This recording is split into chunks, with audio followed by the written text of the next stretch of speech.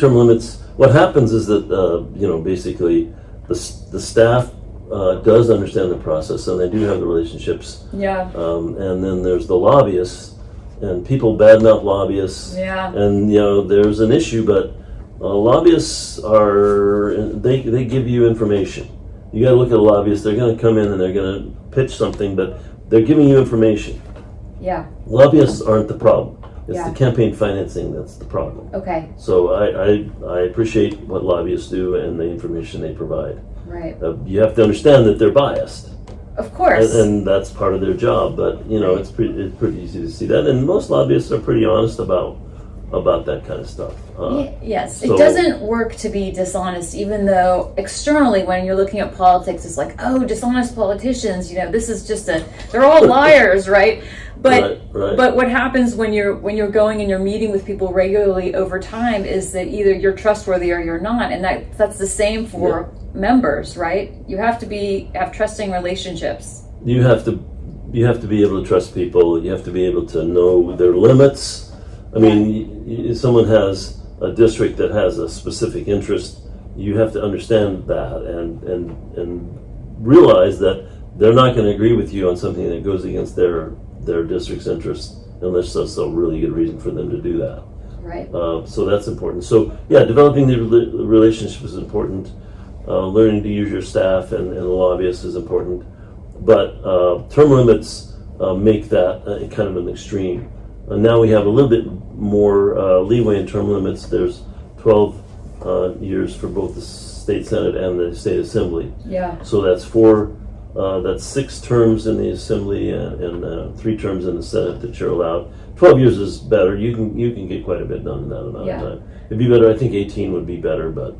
It's so funny because I can hear in the back of I have an uncle who's like, those politicians, those career politicians, we all have that uncle, right? And now that I've been part of a political campaign ultimately for 12 years, I mean, I just learned everything I needed to learn in that last 12 years. So now I have the next 12 years to get it right. But I think externally people looking outside in don't really see how long it takes to move the needle, and it does take a long time, and our relationships and the trust we build with people are foundational to that, right? Yeah. There's no other way. If you don't have trust, then you're not going to get anything done. So even though, I mean, things are chaotic right now in our federal government. Well, in Washington it's even worse. I mean, you're one of 435 in the House. Right. So it really just takes you a long time to zero in on the issues you want to be focused on. You can't be focused on everything. Right. You have to select 2, 3, maybe 4 issues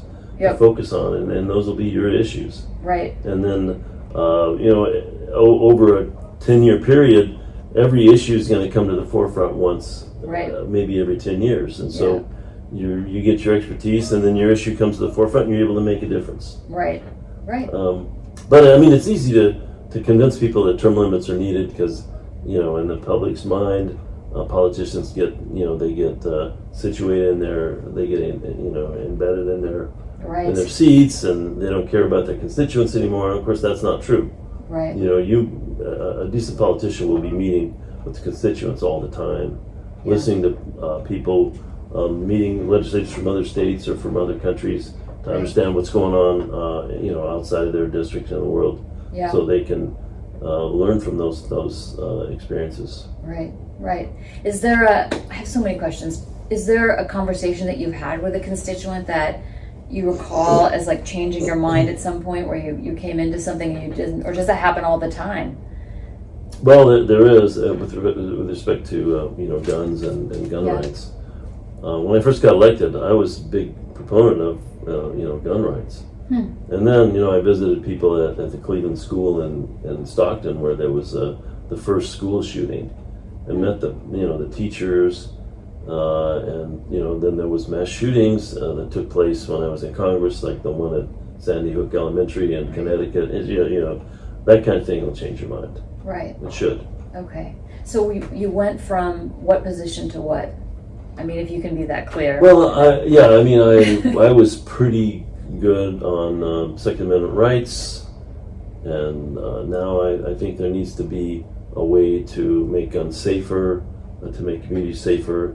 For example, there was a proposal to put money into studying how to reduce gun violence, and it made sense to me, and I was certainly supporting that. But the gun lobby was so strong in Congress that it wouldn't even allow research on how to reduce gun violence. Oh. So yeah, those are hard lessons. Yeah, not great. Some of the negative, results of time there, right? And that's related back to the whole influence of money on the political system, which is something that we as a nation need to address. I mean, it's a major problem, right? Right. There was a school shooting. I had a meeting in Lodi with a large group, and the parents were in there saying, I don't want to send my kids to school. I'm afraid to send my kids to school. I mean, how do you react to that as an elected official? Well, okay, we'll see what we can do to make guns, make our society safer from these gun violence incidents. Yeah, well, hopefully something can be done, but I feel that when things stall on the power end of the structure, that's when the people need to get more organized and move, right? I mean, that's ultimately how big shifts happen, but it's just really hard to organize people on my end, right? Like organizing people to do things, hard to do. Well, I mean, it depends on how personal the issue is. Yeah. I mean, if your kid is going to get drafted and sent to a war of aggression, you're going to be up in arms. Right. If your kid is going to school and there's a shooting there, you're going to be up in arms. I mean, not literally, figuratively. Yeah. And so, those things that if you're having to pay more and more for health care, so that you can't even afford the basic health care if you're paying more for gasoline for your car or for food, pharmaceuticals. Those are the things that get people excited.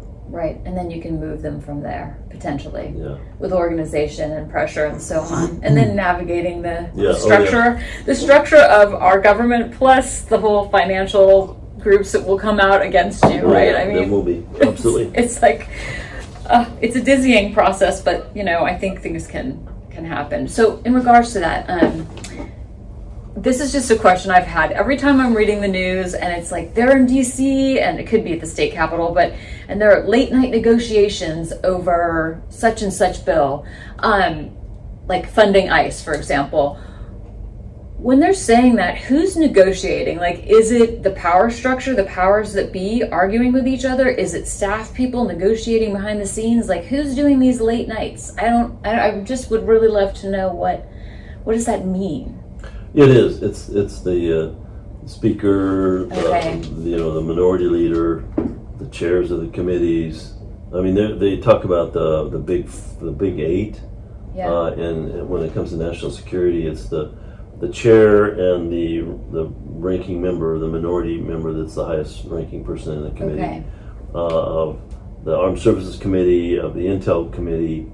In the House and the Senate, that's 8 people right there. Those are the 8 people that have to sit down and decide whether they're going to do something.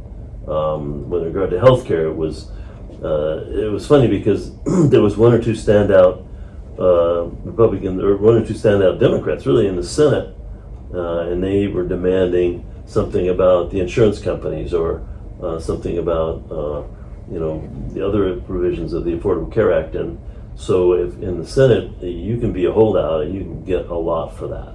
And so those people were involved in the discussion and negotiation, with other leadership members. So depends on the issue. Right. If it's national security, it's the top 8. If it's healthcare, it's the holdouts, and and that's how. So it depends. It depends, but it depends on the power structure, right? So if it's on a particular committee, those committee members are having the debate behind the scenes potentially, or just not talking to each other, right? Is that, Well, I mean, in the committee, the members of the committee that aren't the chair and the ranking member, they'll have some input. They'll go to the chair and say, geez, I really want this, and the chair will listen or not. Yeah, but it's the chair. It's the chair. Okay, that's so interesting. Okay. But then also, if you have a powerful position in the Senate, because there's not that many senators, you can potentially throw your weight around a little more. Yeah. The Senate's very interesting. The House building feels like a circus, and the Senate feels like very calm and staid and slow moving between those two buildings, right? Yeah, Senate's a whole different organization. Yeah, I mean the feeling of it, even just the structure of the buildings themselves, and then when you're meeting with people, they're in these big conference rooms as opposed to like in the house. You might be walking down the hall. We're too full, right? Yeah. They don't have any meetings with us. Your meetings in the hallway, but anyway. There's another interesting thing. Before the 1990s, the chairs of the committees in the House had a lot of say about what went to the floor for final votes. Huh. Okay. And after the 1990s, the Speaker gained all the power. So now it's the Speaker who decides what bills come to the floor. So you can pass something out of a committee and it may not go to the floor. Right. Huh. And so power shifted from the committee chairs, which are policy people, to the Speaker, which is a political position. Interesting. And so a lot of decisions now are based really more on politics than on policy in the House. Well, that doesn't sound like a good development. No. What happened in the 1990s then to make that happen? Like, what's the mechanism that? You want me to name names? Yes. You don't have to name names. Newt Gingrich. Really? Yes. Okay. And he just, did he change this via a cultural shift? Remember in 1992 or 94, he took a majority in the House based on his contract for America. Okay. And that gave him enormous power, and he basically took power from the chairs and started making the decisions. And then, of course, Speaker Pelosi, who I have tremendous admiration and respect for, she did the same. She took the majority back when I got elected in 2006, and she followed that same playbook. Well, and every speaker has done that since. Can the power be taken back? I mean, what's the pathway for that? It's power. Power has to be, the only case where power was given up without a fight was Speaker Johnson giving up all authority to the president. So the House no longer has authority.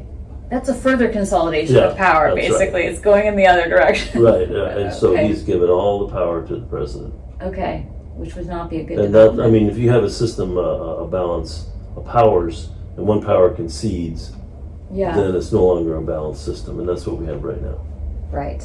Well, and we have to find our way back to something that looks more like a democracy.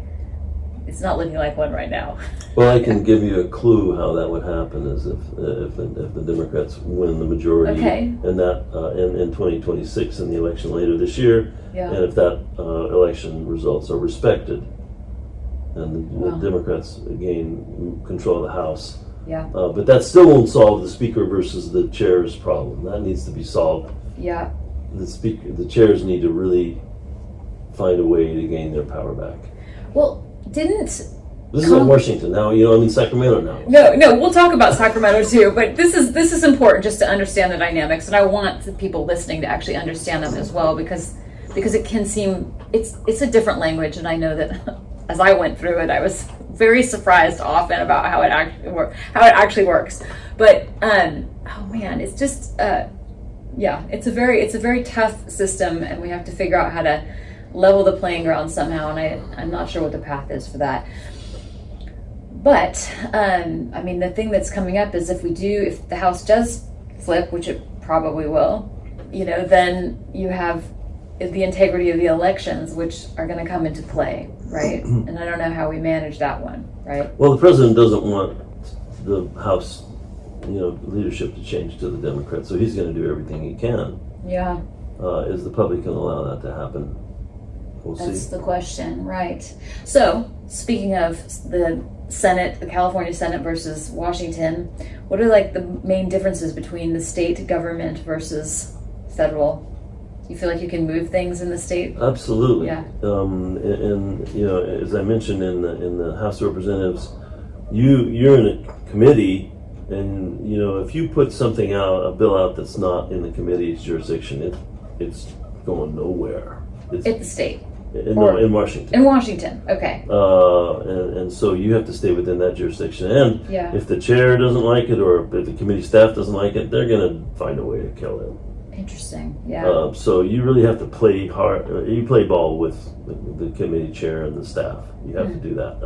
And that's, I mean, the staff, they're pretty knowledgeable. I don't mean to cast a dispersion, but that's just how the game is played there. Yes, I would say in Sacramento, you can put out a bill on whatever you want, and you just have to go argue it. You don't have to be on the committee of jurisdiction. You can put out a bill there, and you get to argue it to the committee of jurisdiction, and that's common. I mean, that's everybody does that. And so you have a chance to work, and basically, I have an opportunity to present 35 bills over a 2-year period. And so I select the things I think that are most important to me that we can get done, that I understand and believe in, and we have a chance to argue every one of those. So it's much more open in terms of what you can get done. But there's a little catch here.